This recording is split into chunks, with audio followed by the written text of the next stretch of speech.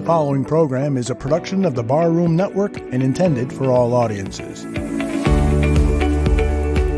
What would your message be to young women that are just getting started or want to get started in sports broadcasting? Was there anyone that you worked with early on or maybe you built a bond with that kind of helped usher you in as a young broadcaster? Was there ever an initial comment or situation from a coworker that first struck you that you might not be getting viewed in the same light as everyone else? Social media has clearly created a new medium for people to be cruel in the matter of seconds. Do you feel that has made it more difficult for women, or is it simply just bringing to light the ignorance that has always been there anyway? What inspired you to get into sportscasting? Pass the Mic with Alyssa Barbieri and John Buffone.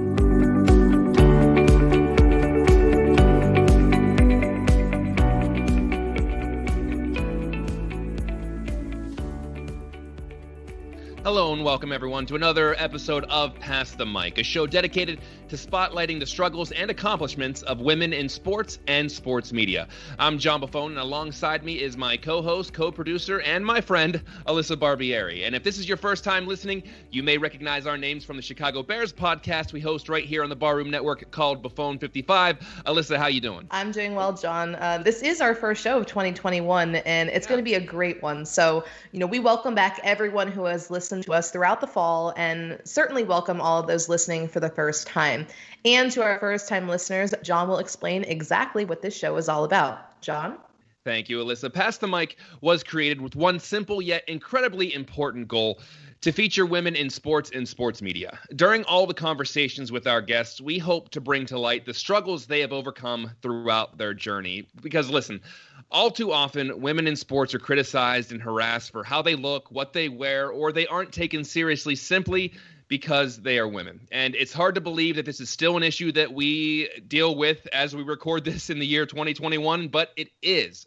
So through an open and honest discussion, we hope that we can make a tiny impact. And if we can do that, then this show will be a success. For sure, John. And it should be noted to our listeners that sometimes our guests might be from a large market or publication, and other times it will be a more regional guest. And, we do this because no matter where a woman works or what level they are currently at in their career, their story is important to tell. And we hope that we present a new point of view each and every episode. That's well said. And this week, we have an awesome guest. She is a Boston-based journalist who currently writes for the Pitchers List, providing league-wide coverage of Major League Baseball. She has also hosted the National Women's Hockey League's official podcast of the Boston Pride called Pride Diehards, and you can catch some of her content on her personal website, sarahgriffinsportsmedia.com. We now welcome Sarah Griffin to Pass the Mic. Sarah, thank you so much for taking some time to talk to us. How are you? Thanks for having me. I'm great. How's everyone else doing? Doing really, really well, and we're glad that you could take some time out of your schedule. You're pumping out content all the time. Really appreciate you you kind of squeezing us in and just having this open conversation. And it comes at a pretty I guess you could. The only word I can think of is turbulent time, and I kind of want to lead off with the elephant in the room. Now former Mets general manager Jared Porter was fired for sending graphic and unsolicited text messages to a foreign woman reporter while he was working with the Chicago Cubs in 2016. This is about as open-ended question as I could possibly ask, but what was your initial reaction to this news? Oh, God. Honestly, I was getting ready to go to bed.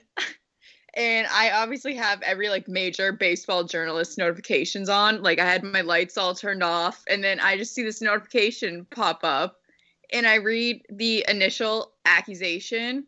Well, not even accusation. He admitted to it, but I just turned on all my lights and read the whole article, and it was disgusting. Not surprising when you look at the text and you know how people can be. But just to see someone at that high of level with that much power, and it all just comes out late at night, it was frightening, to say the least. And so reports say that the reporter didn't want to come forward because she thought it would hurt her career. Mm-hmm. In fact, she still wishes to remain anonymous because she fears the backlash in her home country. What does this say about the culture for women in sports media? Yeah, even like in the very beginning when I was just taking on smaller internships, just random like regional things or whatever, there is always kind of this like idea, like if you kind of just accept certain things from higher up levels, especially if it's like a man in power over you, like they say like the passive creepy comments, whatever, and you're kind of just like conditioned to think, okay, like I want this career, I want this job, I want this position, so you just kind of have to brush it off. And the fact that she was in this level of like high journalism and she was too scared to say anything at all, which I don't blame her. I think most people would have done the same. It just says a lot. Yeah, Sarah, you've accomplished so much already, but it's still the early stages of your career. Is this something that you fear moving forward? Because and the double-ended question here, but how frustrating is it that this is something you might have to worry about rather than putting your focus solely into your work as a journalist? Oh, 1,000%. Especially because you've seen, like, this isn't the first story that we've heard where a woman in journalism or just working in sports in general has come out and said that a man in power above her was creepy or a lot worse than just creepy towards her. And you just kind of have to endure it.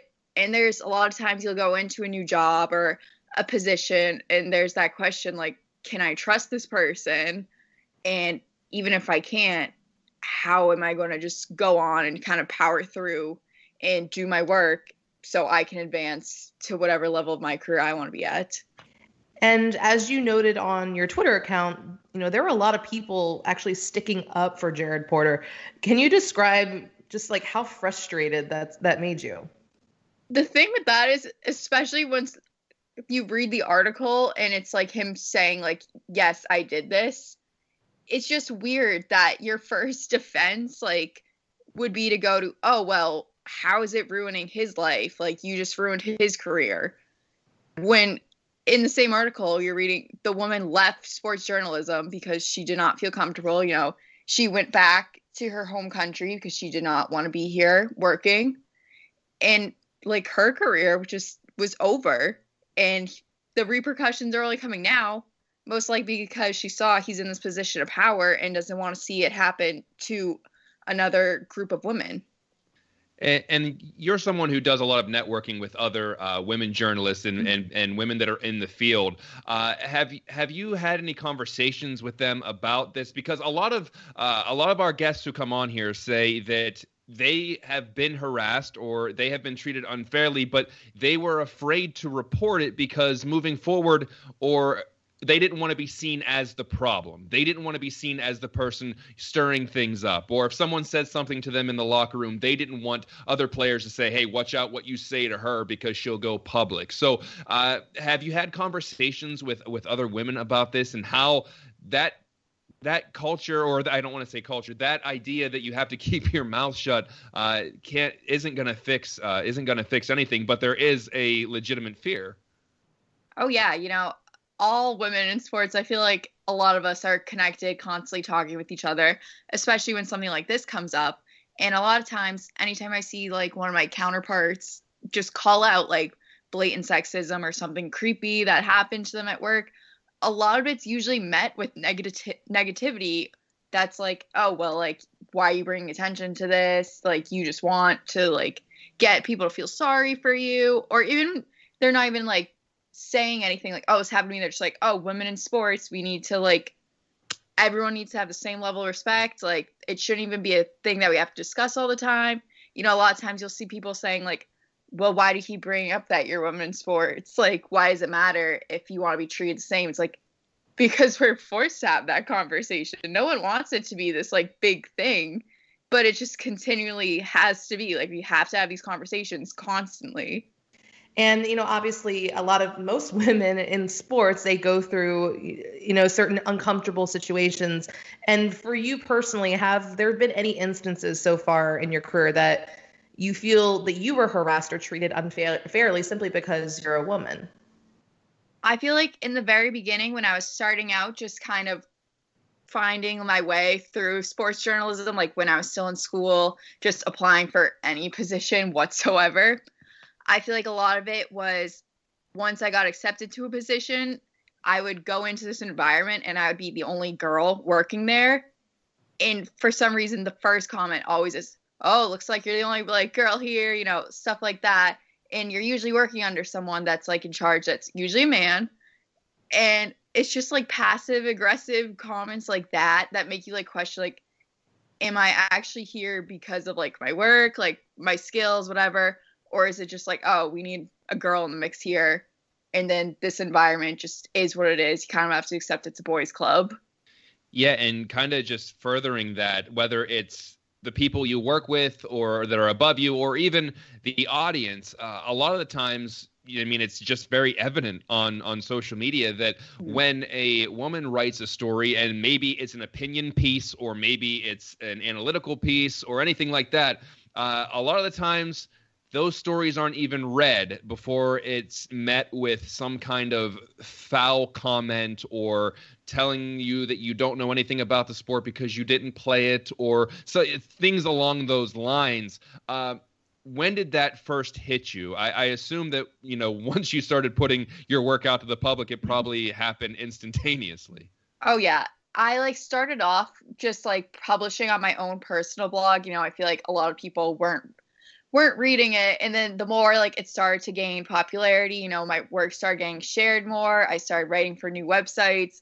I noticed the bigger audience I had, the more negative feedback I was getting, and a lot of times it was stuff that I'm like, I don't even think this person read the article. I feel like they just read the title, because sometimes I would make, you know, like kind of like clickbait titles, like to get people interested, like, oh, like what'd she say? And then it was just automatically someone went in on me clearly without reading it. And it's like, okay, you see like male journalists do the same thing all the time. And they're never like, oh, you don't know what you're talking about. Like, you don't even understand, blah, blah, blah. And it kind of further off that, obviously social media just kind of brings everything to a completely different level. You know, it's an anonymous way for people to unfortunately come after women simply, you know, because they're in sports and, you know, for whatever reason they feel that way. So how do you handle the social media harassment that you've gotten? Because, you know, everyone's handles it in different ways.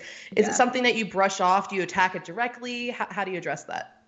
I've kind of changed my approach over the last couple years. I like see a lot of women that are a lot more hands-on with it, and I wish I could be more hands-on with it. But honestly, I get like so like taken aback, especially when it's like something like super mean. Usually I'll just block like instantaneously. But if it's something like, I don't know, they'll start off with kind of like passive aggressive comments, and I'll be like, I'll try and have a civil conversation with them, you know, try and get them on my side. I'm like, maybe I can get them to like me. But it never usually works out that way. So I usually just end up blocking them, honestly. And like I turned off all my DM requests. I'm like, I'm not even going to give people the chance. Yeah, and that leads to me to another question as far as how do we shift that culture? And I know it's a very uphill climb at this point, but what needs to happen for women to be more accepted in sports media? And you're not asking for special treatment. You're just asking to be valued and evaluated the same way that your male counterparts are. So what has to happen? Is it more support from male colleagues, or is it having people open their minds just to listen a little bit more? Reading the article perhaps would be a nice first step. So what are some steps that need to be taken for that shift to happen? I think the big thing is just getting more women working in sports, like, and just like women, like all women, like not just white women, like women of color, anyone. Just get it as diverse as possible, because I feel like people hear that word and then they see like, oh, well, this team hired one female, so that's diverse hire. Like, there you go. I feel like the more women you have like in those powerful positions, rather than always feeling like there's a male higher up than you that you're like reporting to, if you have more women like in sports actively working, then I think it'll just become more normalized. You know, there's not that like weird power barrier. And hopefully, I don't know how that social media is tough because people are awful on there. Mm-hmm. But I just feel like the more women like you have working in sports, like eventually it just will become the norm. And hopefully people are like, all right, like there's no reason for there to be this weird like stigma around women in sports. So one of the big stories this week is that Sarah Thomas is going to become the first woman to serve as a referee in a Super Bowl. Obviously there have been a lot of big firsts for women, obviously not enough, but just what are your thoughts on, Sarah Thomas, being able to step into that role and some other opportunities that women might get as a result? I think it's a great thing to have a woman working like on that big of a stage just for people to see. I actually was going to bring that up like a minute ago because yesterday when they tweeted that out, I stupidly looked at all the replies and they were just like god awful, like just stupid jokes, like not even funny. And I was like, okay, I feel like these come out of a place of jealousy. So that's again like the thing, like maybe if you just get more women normally like not like make it this big deal, like if you just see them in every game, then eventually we just become, okay, that's normal. There's nothing weird about that. There's nothing to joke about. They're doing their job. No need to make stupid comments.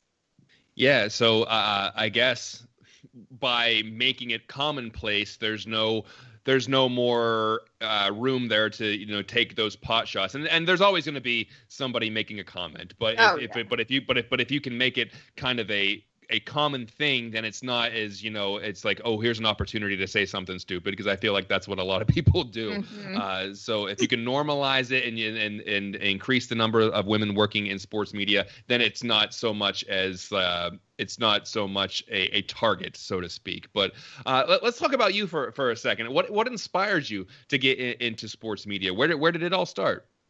Yeah, so I actually started going to school for secondary education. I want to be a high school history teacher. And then senior year of college, well, my fourth year, because I ended up doing an extra year, I realized, because I had always been interested, like, as a kid, I was like, oh, I want to be a sports reporter, like, blah, blah, blah. But I just kind of never thought it was in the cards. And so I went to school.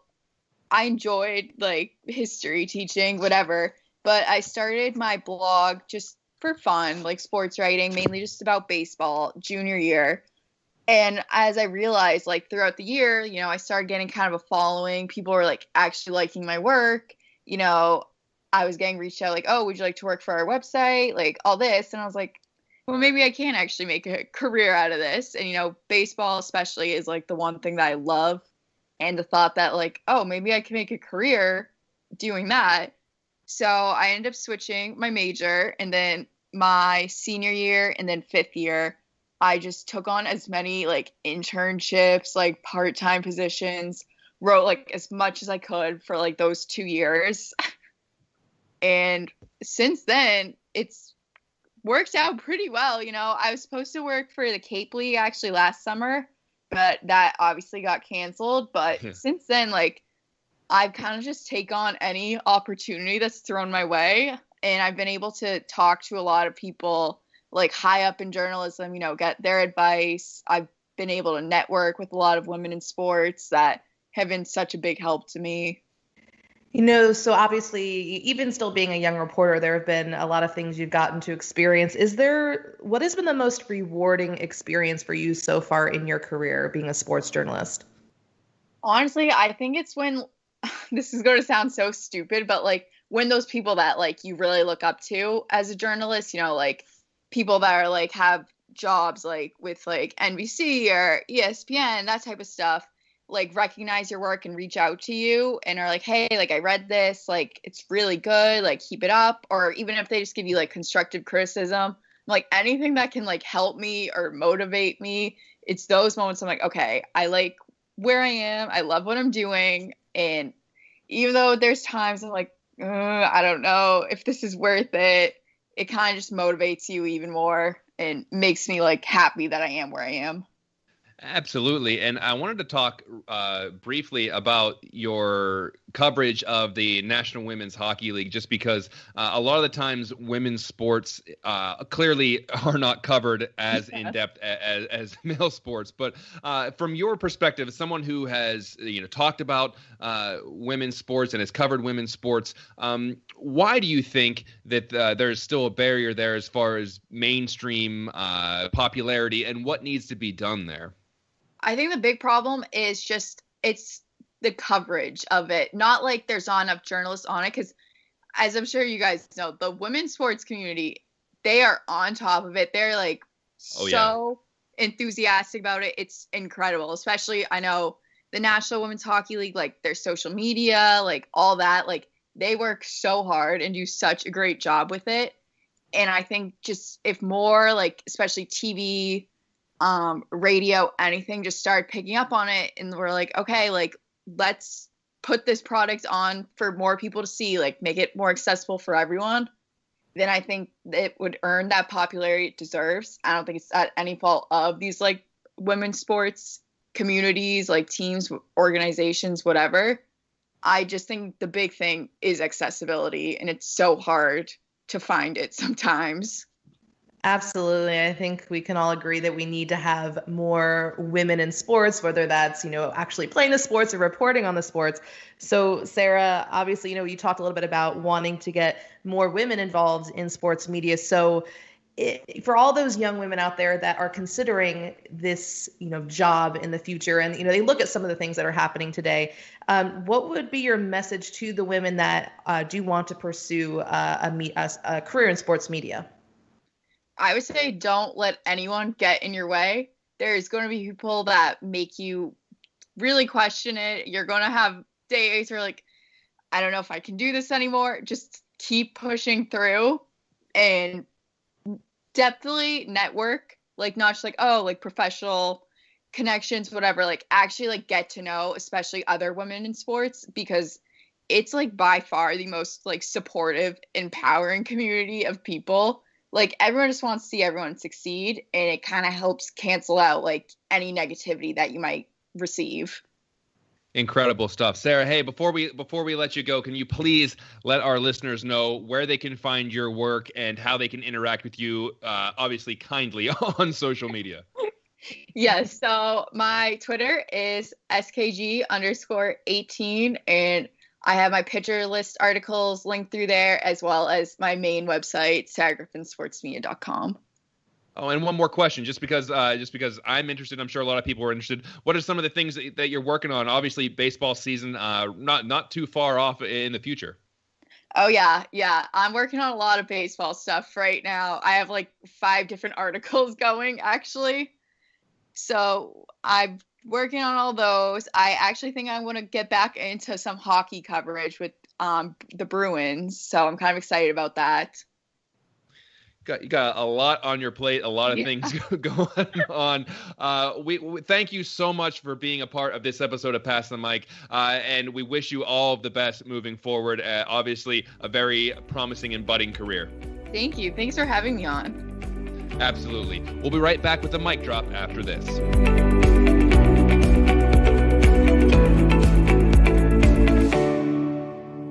Hey, do you like what you're hearing but aren't getting these shows automatically downloaded to your device? All you got to do is Google Bears Barroom Radio Network, and then you'll find us either on iTunes, Stitcher, Podbean, or even on Spotify. All you got to do, again, is subscribe to the Bears Barroom Radio Network, and then you'll get free automatic downloads of all of our content.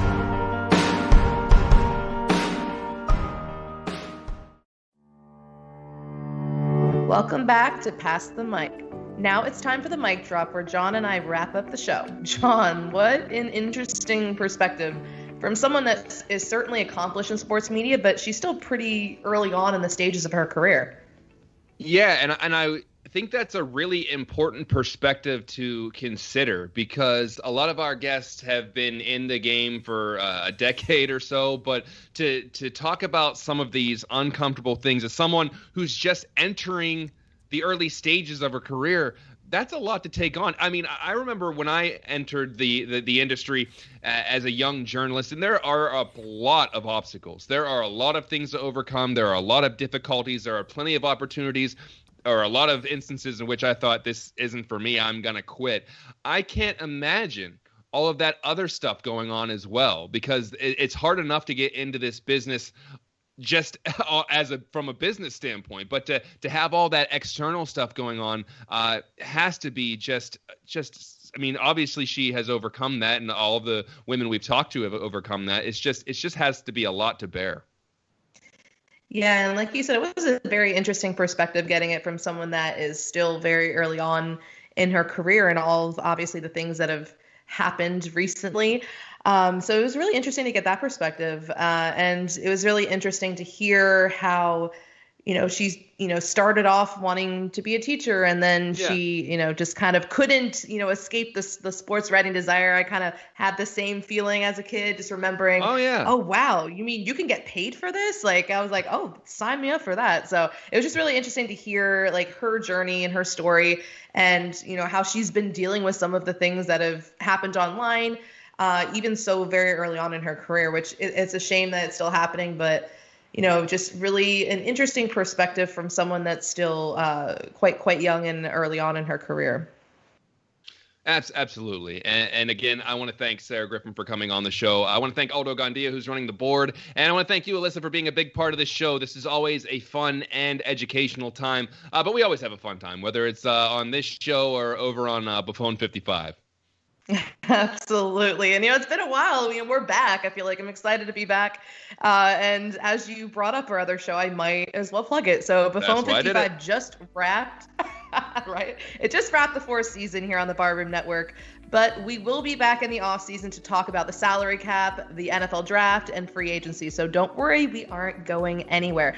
Also, if you like this episode of Pass the Mic, be sure to go back and listen to our entire library. Every show and every guest is unique, and the episodes aren't time sensitive. So it is definitely a binge-worthy show. It definitely is. But before we head out, I want to remind everyone to give Alyssa a follow at Alyssa Barbieri and myself at JD Buffone. Also, follow the Barroom Network for all of our awesome shows, sports, entertainment, and beyond. Also, be sure to check out bearsbarroom.com. But for Alyssa Barbieri, I'm John Buffone. We'll see you next time on Pass the Mic.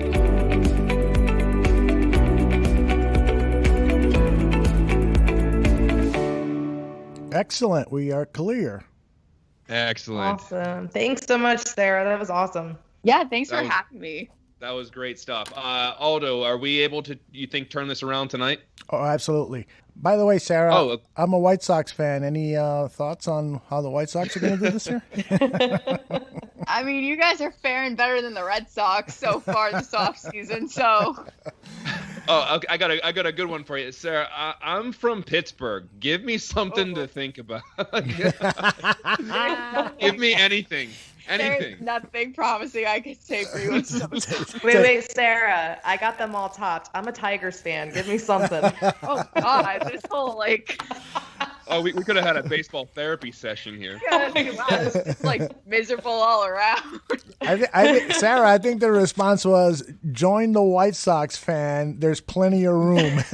I know. I never thought I would be like, wow, the White Sox fan here has the best. Make the best out of an awful situation. Anyways, before I start crying, we'll make sure the show is up tonight. We'll tag you in it so you can share it as much as you